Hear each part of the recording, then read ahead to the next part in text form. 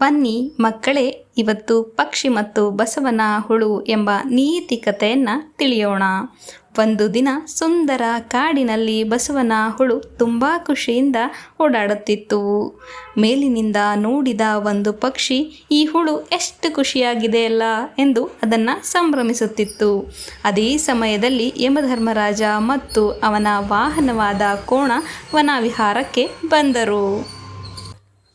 ಕೋಣ ಯಮಧರ್ಮರಾಜನಿಗೆ ಹೇಳುತ್ತಾನೆ, ಸ್ವಾಮಿ, ಕಾಡು ಎಷ್ಟು ಶಾಂತವಾಗಿದೆ. ಅದಕ್ಕೆ ಯಮಧರ್ಮರಾಜ, ಹೌದು ಕೋಣ, ಜೀವಿಗಳು ವಿಧಿಯನ್ನು ನೋಡಲು ಇವತ್ತು ಒಳ್ಳೆಯ ದಿನ. ಹೀಗೆ ಕೋಣ ಮತ್ತು ಯಮಧರ್ಮರಾಜ ಮಾತನಾಡುತ್ತಾ ಬರುವ ಸಂದರ್ಭಕ್ಕೆ ಸರಿಯಾಗಿ ದಾರಿಯ ಅಡ್ಡವಾಗಿ ಆ ಬಸವನ ಹುಳು ಬರುತ್ತದೆ. ಕೋಣ ಕಾಲಿಡುವಷ್ಟರಲ್ಲಿ ಹುಳ ಬದಿಗೆ ಸರಿದು ಜೀವ ಉಳಿಸಿಕೊಂಡಿತು.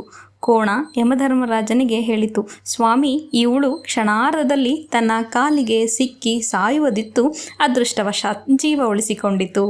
ಅದಕ್ಕೆ ಯಮಧರ್ಮರಾಜ ನಗುತ್ತಾ ಹೇಳಿದರು, ಇಲ್ಲ, ಆ ಹುಳುಗೆ ಇನ್ನು ಸ್ವಲ್ಪ ಸಮಯದೊಳಗೆ ಸಾವು ಖಚಿತ. ಅದು ತನ್ನ ಸ್ಥಳದಲ್ಲಿ ಇರದಿದ್ದರೂ ತನ್ನ ಸಾವಿನ ಸ್ಥಳಕ್ಕೆ ತಲುಪಿಯೇ ತೀರುತ್ತದೆ. ಹತ್ತಿರದ ಮರದ ಮೇಲೆ ಪಕ್ಷಿ ಯಮಧರ್ಮರಾಜನ ಮಾತು ಕೇಳುತ್ತದೆ. ಪಕ್ಷಿ ಚಿಂತೆಗೊಂಡು, ಅಯ್ಯೋ, ಈ ಚಿಕ್ಕ ಹುಳು ಸಾಯಬಾರದು, ನಾನು ಅದನ್ನು ರಕ್ಷಿಸಬೇಕು. ಅದು ಬೆಳಗ್ಗೆಯಿಂದ ತುಂಬ ಖುಷಿಯಿಂದ ಆ ಕಡೆಯಿಂದ ಈ ಕಡೆಗೆ, ಈ ಕಡೆಯಿಂದ ಆ ಕಡೆಗೆ ಓಡಾಡುತ್ತಿತ್ತು. ಇದರ ಖುಷಿ ಈ ಕ್ಷಣಾರ್ಧದಲ್ಲಿ ಕಳೆದು ಹೋಗಲು ನಾನು ಬಿಡಬಾರದು ಎಂದು ಯೋಚಿಸುತ್ತದೆ. ಆಗ ಪಕ್ಷಿ ಹಾರಿ ಬಂದು ಹುಳುವನ್ನು ತನ್ನ ರೆಕ್ಕೆ ಮತ್ತು ಕಾಲುಗಳಿಂದ ಎತ್ತಿಕೊಳ್ಳುತ್ತದೆ.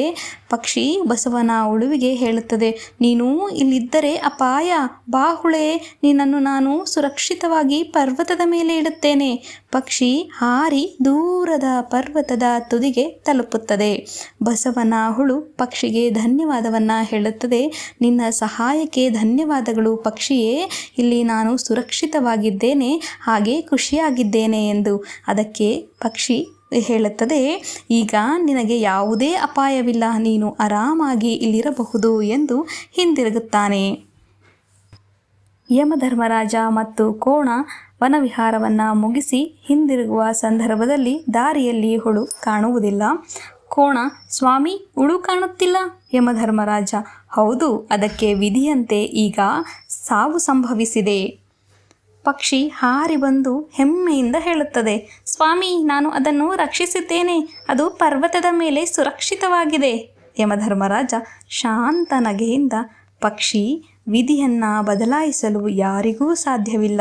ಆ ಹುಳಿಗೆ ಪರ್ವತದಲ್ಲಿಯೇ ಸಾವು ಬರಬೇಕಿತ್ತು, ನೀನೇ ಅದನ್ನು ಅಲ್ಲಿಟ್ಟು ಬಂದೆ, ಹಾಗಾಗಿ ಅದು ತನ್ನ ವಿಧಿಯ ಸ್ಥಳದಲ್ಲಿ ತಲುಪಿತು ಎಂದು ಯಮಧರ್ಮರಾಜ ನಿಧಾನವಾಗಿ ಮುಂದೆ ನಡೆಯುತ್ತಾರೆ. ಈ ಕಡೆ ಪಕ್ಷಿ ಪಾಚೆ ಮೋರೆ ಹಾಕಿಕೊಂಡು ಸಹಾಯ ಮಾಡಲು ಹೋಗಿ ನಾನೇ ಅದನ್ನು ಸಾವಿನ ಬಳಿ ಬಿಟ್ಟು ಬಂದ ಹಾಗಾಯಿತು ಎಂದು ದುಃಖಿಸತೊಡಗಿತು. ಮಕ್ಕಳೇ, ಪಕ್ಷಿ ಮತ್ತು ಬಸವನ ಹುಳುವಿನ ನೀತಿ ಕಥೆಯಲ್ಲಿ ನಮಗೆ ತಿಳಿಯುವುದೇನೆಂದರೆ, ಕೆಲವೊಮ್ಮೆ ನಾವು ಒಳ್ಳೆಯದನ್ನು ಮಾಡಲು ಯತ್ನಿಸುತ್ತೇವೆ, ಆದರೆ ಯೋಚನೆ ಇಲ್ಲದೆ ಮಾಡಿದ ಕಾರ್ಯದಿಂದ ಅಪಾಯ ಉಂಟಾಗಬಹುದು. ವಿಧಿಯನ್ನು ಬದಲಾಯಿಸಲು ಯಾರಿಗೂ ಸಾಧ್ಯವಿಲ್ಲ, ಆದರೆ ದಯೆ ಮತ್ತು ಬುದ್ಧಿಯೊಂದಿಗೆ ನಡೆಯುವುದು ನಮ್ಮ ಕರ್ತವ್ಯವಾಗಿರುತ್ತದೆ. ಹಾಗಾಗಿ ಸಹಾಯ ಮಾಡುವ ಮೊದಲು ಯೋಚಿಸಿ. ಧನ್ಯವಾದಗಳು. ಮತ್ತೆ ಸಿಗೋಣ.